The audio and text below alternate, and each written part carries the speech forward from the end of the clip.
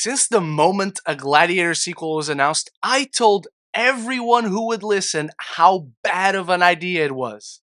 But if everything we do in life echoes in eternity, let it be said here and now, my friends, Ridley Scott has never been more back. My name is Ren, and this is my review of Gladiator 2. Welcome back, film family. Thank you for joining me for a review that I'm genuinely so happy to be making because I had not been as nervous for a film as I was for Gladiator 2 since Power Rangers 2017. And what a weird connection that is. Years after witnessing the death of the revered hero Maximus at the hands of his uncle, and after his home is conquered by the two tyrannical emperors who now lead Rome, Lucius must now enter the Colosseum and confront his past to find strength to bring the glory of Rome back to its people. And I cannot begin to tell you how nervous I've been for Gladiator 2.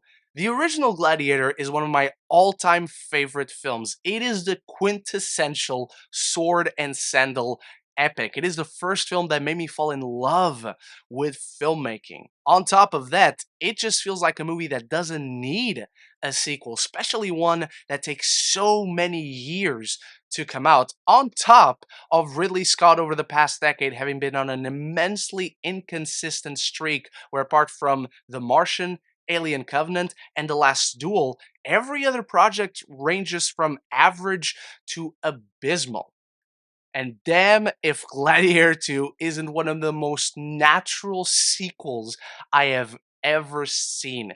It finds that perfect middle ground between direct sequel and its now inherent nature as a legacy sequel. It continues to expand on the very compelling themes of the original, and while the original certainly has an undeniable political undercurrent to it, in Gladiator 2, that is much more in the forefront. There is no subtlety to be had in Gladiator 2, but that is by design. Not just in the narrative structure, the story's underlying themes, the character dynamics presented and fleshed out by Scott, Gladiator 2 exists solely as a consequence of the original. The dramatic weight of that legacy permeates the entire film and is felt all through the characters and each of their individual journeys. I mean, Ridley Scott is one of the baddest motherfuckers around because he makes a movie about the necessity of democracy for any civilization to thrive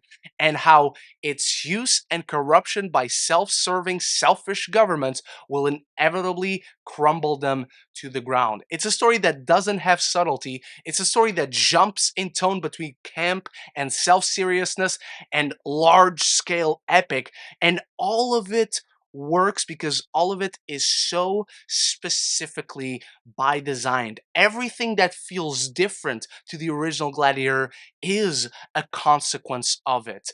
Everything that feels in the same realm, in the same world, from the same ripped from the same cloth as the original Gladiator is the essence that is still there, thriving, fighting to stay alive amidst all of the chaos. And Ridley Scott is such an intelligent filmmaker for portraying the events of this film through that lens. Not just that, the man still directs with the vigor and the propulsiveness of a 20-year-old. It's insane to think of a filmmaker in his 80s, close or beyond the age of retirement by this point, deliver such fantastic, adrenaline-fueled, blistering action sequences.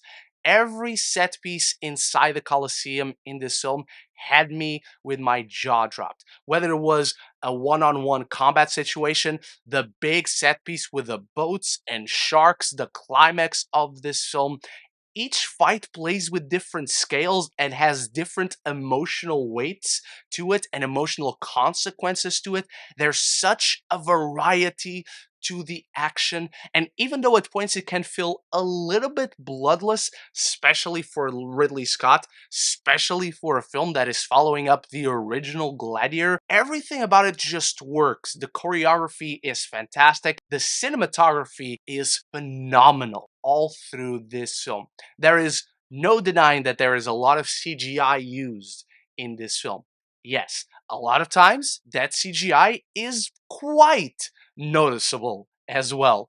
Yes, but there are so many different shots where you capture all the lavishness of Rome, all the street corners, all sides of the Colosseum. Where do people come from? Where is the palace? Where are the outskirts? You understand the geography of this place so well. You feel immersed in this Rome and you understand the geography. So when characters are sneaking around because of their secret political plans, you know where they are. You know how much danger they are in. There are so many tense sequences in Gladiator 2 thanks to that incredible layout of the geography. Rome, was going to say Romans.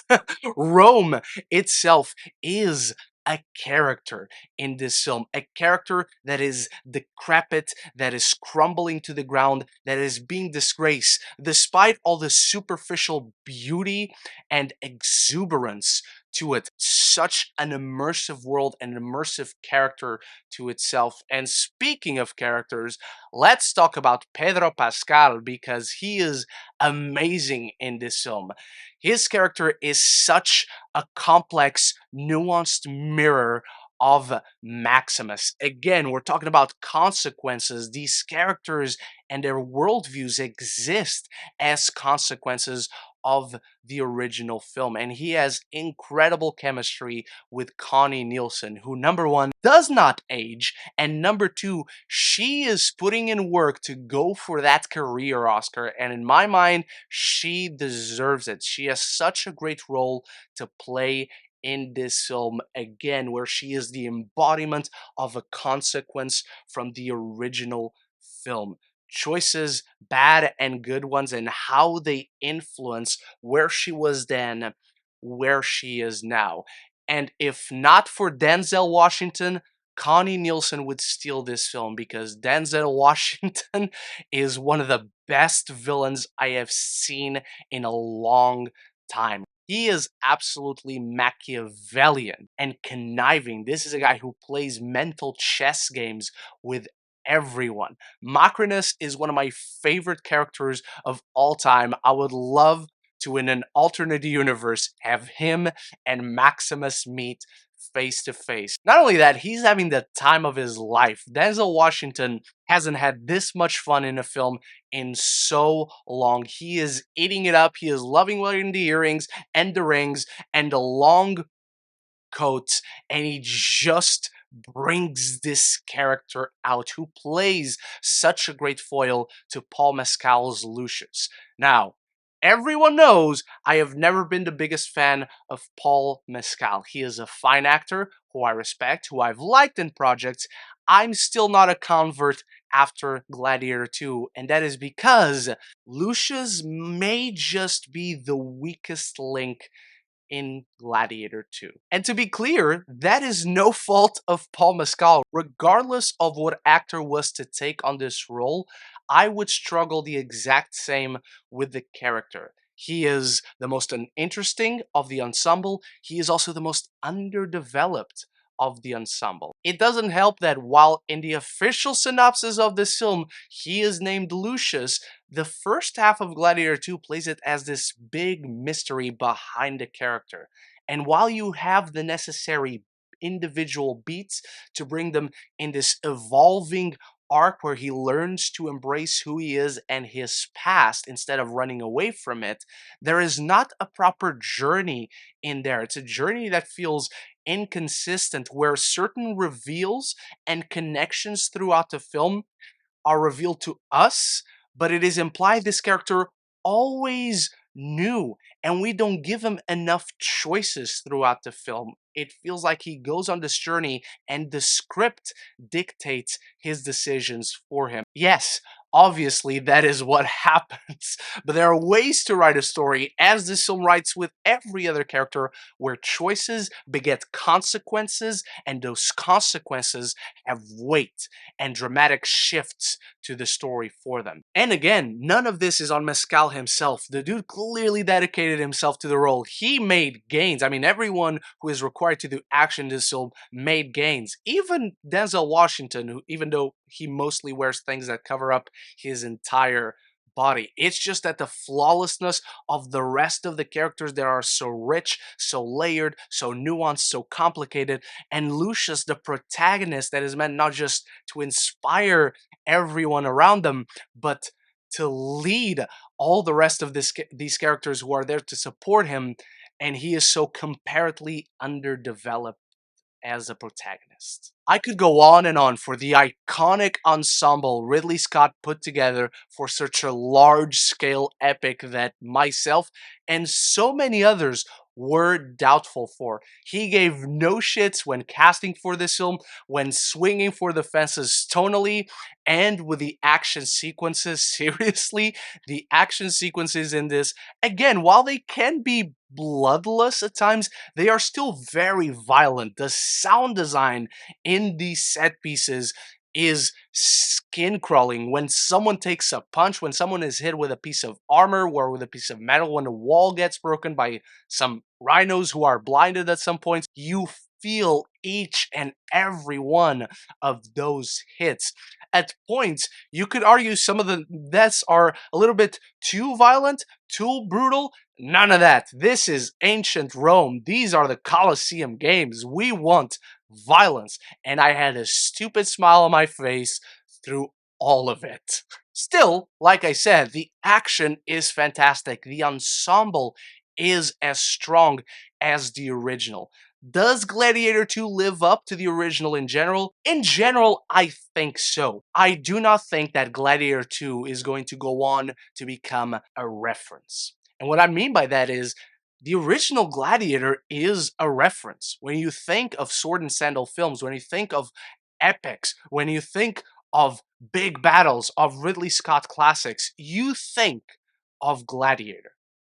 This is a sequel that is worth the legacy of the original, but it does forever live in the shadow of the original. That is not to take any praise away from Gladiator 2 where it deserves it, and it certainly deserves it, especially for a great Lion King reference that me and a friend caught in the film, and we were very happy about it, is a rousing, emotional epic with memorable set pieces, a fantastic score, an incredible scale that feels like Ridley Scott just got out of the set from the original Gladiator yesterday. But those are just my thoughts on Gladiator 2. It's time for you to start the conversation about it in the comments below. Let me know your excitement, your nervousness for Gladiator 2. What do you think of the original? And what is a classic Ridley Scott film that deserves a sequel? One that hasn't been made yet. Please don't say Blade Runner. Anything and everything down there. If you're enjoying this review, there's many more like it right up here. Many more